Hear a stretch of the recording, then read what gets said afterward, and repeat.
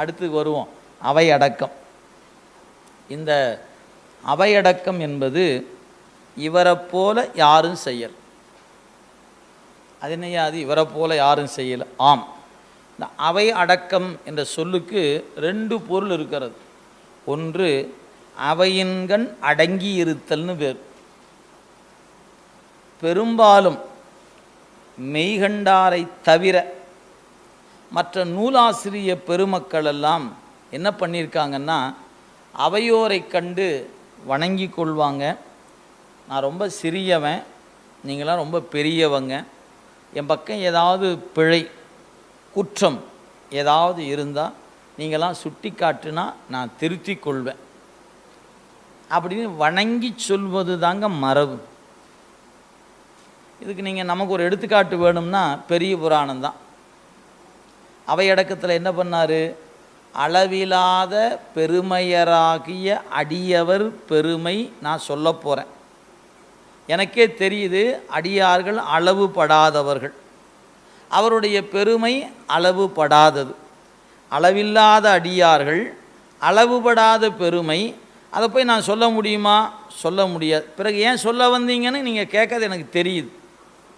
அளவில் ஆசை துறப்ப அறைகுவி, ஆசை விடலைங்க, அதனால் மைக்கு பிடிச்சி முன்னாடி நிற்கிறேன். தயவு செய்து அறிவாக இருக்கிறேன்னு நினச்சிக்காதீங்க. ஆசையினால் எப்படி அடியார் அளவில்லாதவர்களோ அவங்க பெருமை எப்படி அளவில்லாததோ அதுபோல் என்னுடைய ஆசையும் அளவில்லாதது. அதனால் உங்களை மைக்கு பிடிச்சி உங்கள் முன்னாடி நிற்கிறேங்கிறார். சொல்லுவது சேக்கிழார் பெருமானுங்க. அளவில் ஆசை துறப்ப, ஏன்னா உட்கார்ந்துருந்த உடமாட்டும் துரத்தி விட்டுச்சு, இங்கே வந்து நிற்கிறேன் நான். ஆசை துறப்ப அறைகுவேன். சரி, நீங்கள் எல்லாத்தையும் சொல்லிடுவீங்களா? சொல்ல முடியாது. எப்படி? நான் எடுத்துக்கொண்ட பொருள் நாயன்மார்களுடைய பெருமை. அது எவ்வளோ பறந்து விரிந்து ஆழமானது அப்படின்னு கேட்டால் பார்க்கடலை போன்றது. இந்த பார்க்கடல் எப்படி பறந்து விரிந்து ஆழமானதோ அதுபோல அடியாருடைய பெருமை. அதை சொல்லுகிறேன் என்று நான் முயன்றிருக்கிற என் செயல் எது போன்றதுன்னு கேட்டால், அந்த பார்க்கடலை ஒரு சிறு நாய் நக்கி குடித்து விடுவேன் என்று சொல்வது போன்றது என்னுடைய செயல். இதான் சேக்கிழார் காட்டிய அவையடக்கம். ஒரு சுணங்கனை ஒக்கும் தகைமையேன் அப்படின்னார். சுணங்கன்னா நாய். ஒரு சுணங்கனை ஒக்கும் தகைமையேன் அப்படின்னார். சொல்ல முடியாதுன்னு சொல்லிட்டாரு. அதுக்கப்புறம் ஆசையிலான சொல்லுகிறேன்னாரு. என்னுடைய செயல் பார்க்கடலை நாய் நக்கி குடித்து விடுவது போன்றதாகும். அடுத்து சொன்னார், நான் சின்னவன், ஆனால் நான் சொல்லப்படுகிற பொருள் பெரிய பொருள். ஏன் இறைவனை பற்றி பேசுகிறேன் இல்லையா? நான் பேசுகிற பொருள் பெரியது, ஆனால் பேசுகிறேன்னா சின்னவன். நீங்களாம் ரொம்ப பெரியவங்க. நீங்கள் பேசுகிற என்ன பார்க்க மாட்டீங்க, பேசப்படுகிற பொருளை பார்த்து ஏற்றுக்கொள்வீர்கள். இது எப்படி பாருங்கள், பேசப்படுகிற பொருள் பெரியது, நீங்களாம் யார்? பெரியவங்க. எனவே பெரியவங்க பெரிய பொருளை ஏற்றுக்கொள்வீர்கள். இந்த சின்ன பையன் அவன் உடியா, சின்ன பையன் என்ன அழகாக பேசினா பாரியா, அது பேசின பொருள் பாரு எவ்வளோ பெரிய பொருள், அதனால் சிறியவன் என்று கருதி என்னை புறக்கணிக்க மாட்டீர்கள், பேசப்படுகிற பொருள் பெரியது என்பதனால் ஏற்றுக்கொள்வீர்கள். இப்படி செய்தவர் தெய்வ சேக்கிழார் பெருமான். எங்கே? திருத்தொண்டர் புராணத்தில் இருக்குது. பாயிரம் அப்படிங்கிற பகுதியில் அவையடக்கம் இருக்கிறது, பார்த்து கொள்ளுங்க. சரி, இப்படித்தான் ஒவ்வொருத்தரும் செய்திருக்கிறாங்க. இவருடைய மாணவர் அருணந்தி சிவாச்சாரியர் எப்படி தெரியுமா செய்தார்? நான் இந்த முப்பொருள் உண்மையை உங்களிடத்தில் நூலாக தரப்போகிறேன் என்று சொன்னால் உங்களுக்கு சிரிப்புத்தான் வரும் என்று எனக்கு தெரியும். இருந்தாலும் எனக்கு தெரியும், வேறு வழி இல்லை.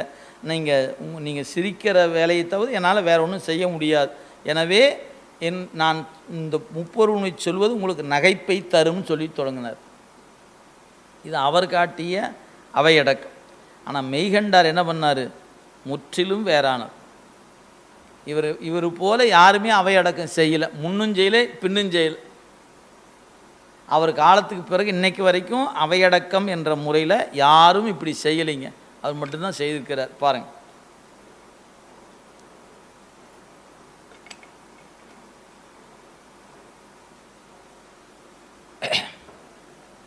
தமை உணர்ந்து தமை உடைய தன் உணர்வார் எம்மை உடைமை எமை இகழார் தம்மை உணரார் உணரார் உடங்கு இயந்து தம்மில் புணராமை கேளாம் புறன். இதை எப்படி சொல்கிறாரு அப்படின்னு பார்த்தீங்கன்னா, ஐயா இந்த அவையோர்கள் எல்லோருக்கும் வணக்கம், எல்லோரும் வணக்கம் சொல்லிட்டாங்க. இப்போ பார்த்தார், நான் இந்த நூலை சொல்வதற்கு முன்பாக உங்களிடத்தில் ஒன்றை சொல்லிக்கொள்ள ஆசைப்படுகிறேன். எல்லாம் ஒரு 60, 70, 80, 90 வயது மூத்தவங்க இருப்பாங்க இல்லையா, எல்லாரும் பார்த்தாங்க. சின்ன பையன் வந்து உட்காந்துட்டு என்னமோ சொல்லு தம்பி சொல்லுங்க அப்படின்னாங்க. இல்லை, சொல்வதற்கு முன் ஒன்று சொல்லிக்கொள்ள ஆசைப்படுகிறேன். என்ன சொல்லுகிறாய் சொல் அப்படின்னாங்க. வேறொன்றும் இல்லை, இந்த கூட்டத்தில் யார் யாரெல்லாம் நான் யார் என்ற கேள்விக்கு விட தெரியும் அப்படின்னார். தம்பி வந்தையா, நூலை சொன்னையா, அதுக்கு நாங்கள் கேட்குற பதில் சொன்னையா, அது நீ என்ன எங்களை கேள்வி கேட்டுட்ருக்கிறேன். இல்லை, ஒரு சும்மா தான் சொல்லுங்கள் அப்படின்னார்.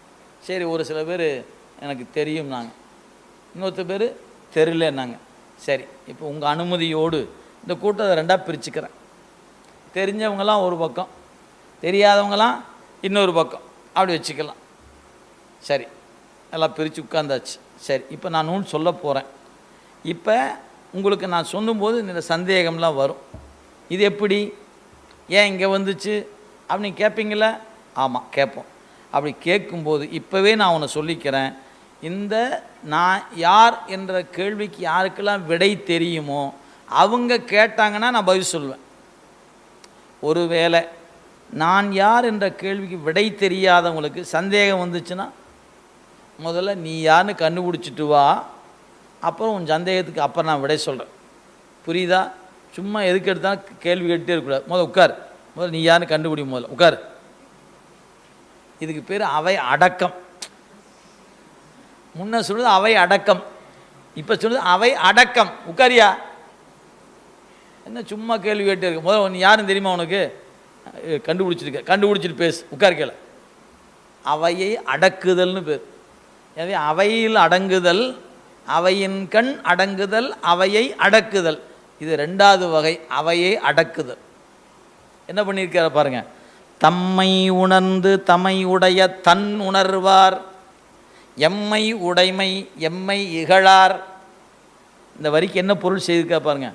உடைமை பொருள் இரு வகைப்படும், அடிமை உடைமை. அடிமை வேறு, உடைமை வேறு. அன்றைக்கி ரெண்டு வேறா? ஆம்.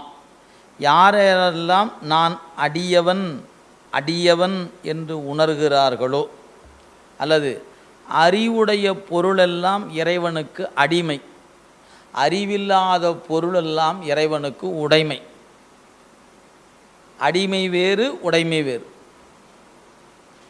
இப்போ இந்த கைபேசி என்னுடைய உடைமை பொருள். ஏன், நான் யாருக்கு வேணாலும் கொடுத்தா இது கேள்வியெலாம் கேட்காது. நான் உங்கள்கிட்ட இருந்தால் தான் பேசுவேன், அங்கெல்லாம் போனால் பேச மாட்டேன் அப்படின்னு இது ஒத்துழையாமை இயக்கி செய்யுமா என்ன? அப்படிலாம் இல்லை. இதுவே என் கீழே ஒரு வேலைக்கு ஒரு ஆள் வச்சுருக்கிறேன், என் மேலே கொண்ட அன்பில் என்கிட்ட வந்திருக்கிறார். நீங்கள் ஒரு நாளைக்கு அவர் இங்கே பாருங்கள், நான் உங்களுக்கு வேலை செய்ய தான் வந்தேன். வீட்டில் சம்சாரம் அப்படி தானே சொல்லுது, உங்களுக்கு வேலை செய்ய தான் வந்தேன், உங்கள் அம்மாவுக்கெல்லாம் வேலை செய்ய நான் வரல. சொல்கிறோமா இல்லையா? சொல்கிறோமே. அப்போ நான் உங்களுக்கு அடிமை, ஆனால் உங்களுக்கு உடைமையெல்லாம் இல்லை. நான் என்ன நினச்சிட்டு இருக்கிறீங்க? போனால் போகுதுன்னு சொன்னால் அதை சொல்கிறாங்க இதை சொல்கிறாங்க, இது சொல்லி வச்சுருங்க. இனிமேல் எதாவது பண்ணாங்க பதிலுக்கு பதில் சொல்லிவிடுவேன், ஜாக்கிரதை. அட கடவுளே, கொஞ்சம் கம்முன்னு இரு அப்படின்னு நம்ம பார்த்து அடக்கி வச்சு, அங்கே போய் ஏமா இப்படி உசுரை வாங்குற, கொஞ்சம் கம்முன்னு தான் இரேம்மா அப்படின்னு அம்மாவை சமாதானப்படுத்தி, ஏண்டா இன்றைக்கி வந்து உனக்கு பெருசாக போயிட்டா நீ என்ன வந்து அடக்கிறியாடா, நீ அவளை அடக்க தெரியல என்கிட்ட வந்து, ஐயோ வீட்டுக்கு போகிறதே விட்டா போகுதுன்னு ஆயிடுதா இல்லையா? இப்படித்தாங்க ஆச்சு. பல பேர் வாழ்க்கை அப்படித்தான் இருக்குது இல்லைங்களா? இது அந்த எதுன்னு தெரியாதனால ஒரு சிக்கல். அதனால் அறிவு பொருள் இறைவனுக்கு அடிமை, அறிவியல் பொருள் இறைவனுக்கு உடைமை. ஆனால் நம்ம அருளாளர்கள் என்ன பண்ணாங்க, தன்னை அறிவு பொருளாக கூட கருதலைங்க, அறிவில்லாத பொருளாக கருதிட்டாங்க.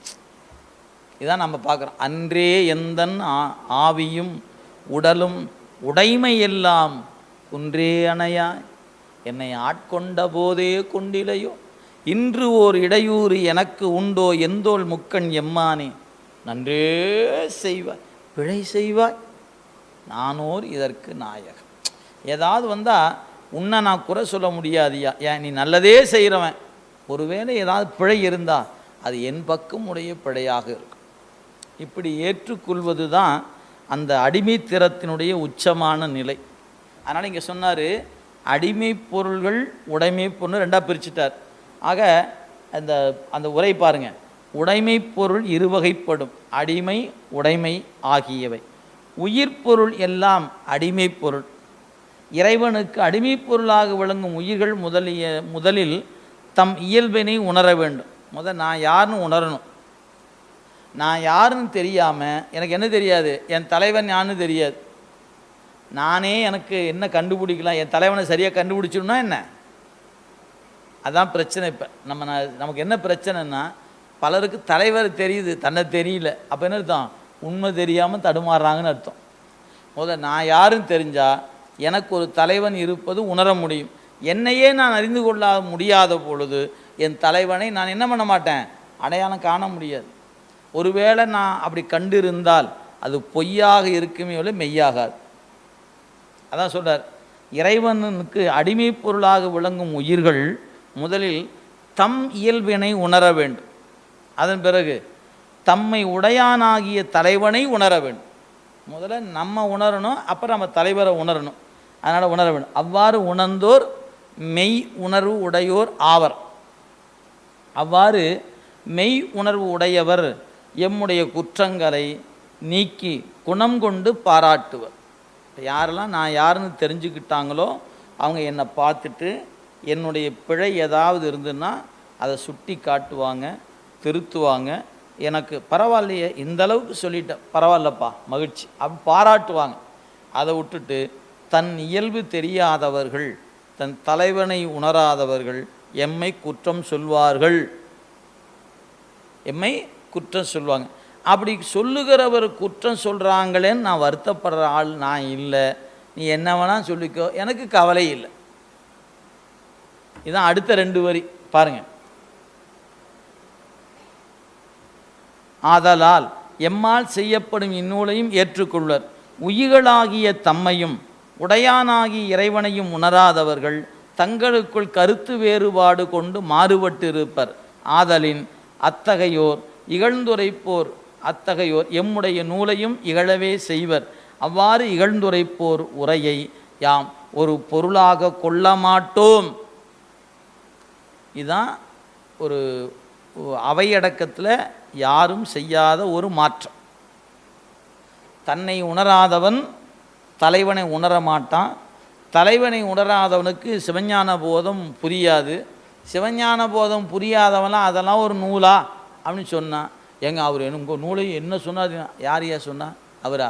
அவன் சொல்லிட்டு போகிறான் விடு. ஏன் அவனுக்கு அவனே என்னன்னு தெரியாது. அவன் சொல்ல நம்ம போயா தூப்போ முடிஞ்சு போச்சு. உடனே என்னது என் நூலையா சொல்லிவிட்டார்கள் அப்படி இப்படி அதெல்லாம் குதிக்கிற வேலையெல்லாம் ஒன்றும் இல்லை. அவர் யாருன்னு பார், சொன்னது யாருன்னு பார். நாம் எங்கே சிக்கிறோம் தெரியுங்களா? உங்களை போய் அப்படி சொல்லிட்டேன், சொன்ன ஆள் யாரையா? அவரா? அந்த ஆள்லாம் ஒரு ஆள் தூக்கி போடியா, அந்த ஆளுக்கு அதான் வேலை, விடு போ, வேலை முடிஞ்சு போச்சா. வந்தவர் பார்ப்பார், இனி இந்த ஆள்கிட்ட இனிமேல் ஒன்றும் சொல்லக்கூடாதுன்னு போயிடுவார். நாம் அதை விட்டு போட்டு என்ன பண்ணுறோம்? அப்படியா அப்படின்னு இதாயா வம்பு போட்டு விடுன்னு 2 சேர்த்து போட்டு போனோன்னே நேராக போய் சண்டையை போட்டு வம்பு எடுத்துட்டு உட்காந்துருப்போம். அவர் கூலாக போயிடுவார், வந்த வேலை முடிஞ்சு போச்சுன்னு போயிடுவார். இதுதான் அடிப்படை. எப்போவுமே ஒன்று தெரிஞ்சுக்குங்க, உங்கள் குற்றத்தை நீங்கள் எந்த துறையில் இருக்கிறீங்களோ அந்த துறையை சார்ந்தவங்க சொல்லணும்.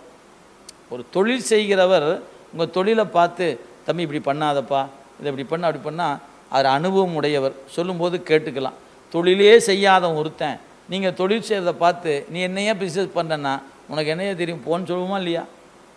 அப்போ யாரை சொல்லணும்? நீங்கள் பக்தியில் இருக்கிறீங்க, திருநீர் பூசியிருக்கீங்க, ஒரு உருத்தராக்கம் உங்களுடைய செயல்பாட்டை அதுபோல் அணிந்த ஒருவர் குற்றத்தை சொன்னால் திருத்தி கொள்ளணும். அதை விட்டு போட்டு சம்மந்தப்படாத ஒருத்தர் இருப்பார், அவர் சொல்லுவார், உடனே அவர் சொல்லிட்டாரு அப்படின்னு. அதுக்கெல்லாம் காது கொடுத்தே கேட்கக்கூடாது. அவருக்கு தெரியாது, தூக்கி போட்டு போயிட்டே இருக்கணும். இப்போ நம்ம அங்கே தான் சிக்கிக்குவோம். ஏன் எங்கள் மாமா வந்த என்ன இப்படி திருநீர் பூசி இருக்கிறேன்னு சொன்னார். ஐயோ என்ன இப்படி ஆகிப்போச்சே, உன்னை எப்படி கல்யாணம் பண்ணி கொடுத்த, நீ இப்படி ஆகிட்டியே அப்படி வந்தாருங்க. போச்சு, இனிமேல் கொஞ்சம் தயக்கமாக இருக்குது, கூச்சமாக. அவர் யார்? அவர் ஏதாவது வழிபாடு பண்ணியிருக்கிறாரா, தீட்சை வாங்கியிருக்கிறாரா, பூசை பண்ணுறாரா? இல்லை. அவரை பற்றி இதை பற்றி சொன்னால், மாமா இதெல்லாம் உங்களுக்கு தெரியாது மாமா, விட்டுடுங்க மாமா, முடிஞ்சு போச்சு. அவர்கிட்டயே சொல்லலாம், என்னது இதெல்லாம் தீட்சை வாங்குகிற சமாச்சாரம், உங்களுக்கு தெரியாது, விட்டுடுங்க. என்ன எனக்கு தெரியாதா அப்படின்னா, தெரியாது மாமா விட்டுடுங்க, ஏன் கவலைப்படுறீங்க, வேறு ஏதாவது சொல்லுங்கள் அப்படின்னு கேட்டு அதை விட்டு போட்டு அவர் சொன்னாருங்கிறக்கா ஏன் இதை பற்றி ஒன்றும் தெரியாத ஒருத்தர் சொல்லி அவங்க சொல்லுவாங்க, இப்படித்தானுங்க நம்ம யாரோ ஒருத்தர் சொல்லுவோம்னு நினச்சி தானே ஒன்றும் தயங்கி நிற்கிறோம். என் நெத்தியில் திருநீர் பூசுறதுக்கு யார் என்ன சொல்லுவான்னு தானே பயப்படுறோம். என் நெத்தி, என்னுடைய திருநீர், என் ஜாமி, நான் கும்பிட்றேன், நான் பூசுகிறேன், இதில் என்னையா உனக்கு என்னையா வந்துச்சு? அதுதானே பிரச்சனையே. அப்போ நமக்கு புரியாதவர்கள் சொல்லுவதையெல்லாம் பொருட்டாக எடுத்துக்கொள்ளக்கூடாது. புரிந்தவர்கள் சொல்லும்போது திருத்தி கொள்ளணும். நம்ம ஒரு பிழை இருக்குதுன்னா திருத்திக்கலாம், அது ஒன்றும் தவறில்லை. ஆனால் அது யார் சொல்லணும்? அந்த நெறியில் நிற்பவர்கள் சொன்னால் புரிந்து கொண்டு திருத்தணும். இதுதான் அடிப்படைங்க. இந்த பாட்டில் அதான் சொல்லியிருக்காரு, தன்னை உணர்ந்தவர் என்னை உணர்வார், என்னை உணர்ந்தவர் என் நூலை இகழமாட்டாங்க, தன்னை உணராதவர்கள் என்னை உணர மாட்டாங்க, தன்னை உணராதவன் என் நூலை உணரமாட்டான். நூலை உணரா என்ன சொல்லுவான்? அதெல்லாம் ஒரு நூலாயா அப்படின்னு சொல்லுவான். அவன் சொல்றதை பற்றி எனக்கு கவலை இல்லை, கேளாம் புறன். இப்படி ஒரு அவையடக்கத்தை இந்த நூல் உலகத்தில் இவரை தவிர யாருமே செய்யல். இது கொஞ்சம் ஆராய்ச்சி பண்ணி பார்த்தீங்கன்னா, இந்த இருமாப்பு, இந்த துணிவு மெய்கண்டாருக்கு எப்படி கிடைச்சிருக்கும் அப்படின்னு பார்த்தா, காரைக்கால் அம்மையார் வரலாற்றில் ஒரு இடம் உண்டு. அவங்க வரலாறு உங்களுக்கு தெரிந்தது தான். பேய் வடிவம் பெற்றாச்சு. அப்படியே கோயிலாக போகிறாங்க. இவங்க கோயிலுக்குள்ளே போகும்போது அங்கே இருக்கிற மக்கள் எல்லாம் அந்த வடிவத்தை பார்த்து பயந்து அலறிக்கொண்டு ஓடுறாங்க. இப்போ நாமளாக தான் நினைப்போம், பாவம் நாம் கோயிலுக்கு போகிறனால அவங்களாம் கோயிலுக்கு போகாமல் ஓடுறாங்க, சரி இனிமேல் நம்ம கோயிலுக்கு போகிறத விட்டுடுவோம், அவங்களாம் போய் நிம்மதியை கும்பிட்டு அப்படின்னு நாமளாக இருந்தால் என்ன பண்ணியிருப்போம், அப்படி ஒரு முடிவு எடுப்போம். ஆனால் அம்மா சொன்னாங்க, இறைவன் உணராதவர்கள், என்னை உணராதவர்கள், என்னுடைய அன்பு நிலையை உணராதவங்க என்னை என்ன சொல்லி பேசினா எனக்கு என்ன? என்னை உணர வேண்டியது என்னுடைய நாயகர். அவர் என்னை பற்றி தெரிஞ்சுக்கிட்டால் போதும். அண்டர் நாயகனார் என்னை உணர்வரேல், அண்டர் நாயகனார் என்னை அறிவரேல், எண்டிசை மாக்கள், இது என்னை பற்றி தெரியாத மாக்கள் என்ன அறிந்தா எனக்கு என்னன்ட்டாங்க. நான் எந்த உருவாக இருந்தால் அவங்களுக்கு என்ன?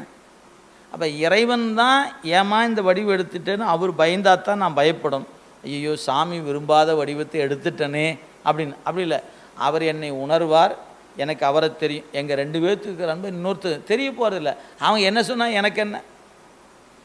அப்படி ஒரு மாற்றத்தை 2ஆம் நூற்றாண்டிலேயே வித்திட்டவர்கள் காரைக்கால் அம்மையார்.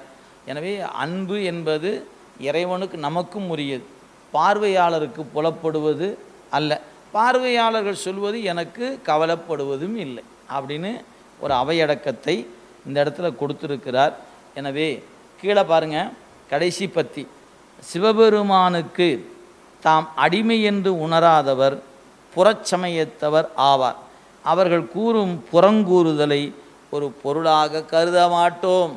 அது பேர் புறங்கூறுதல்னு பேர், அதை நான் ஒரு பொருட்டாக எடுத்துக்கொள்ள மாட்டேன் அப்படின்னு கொடுத்துருக்கிறார்.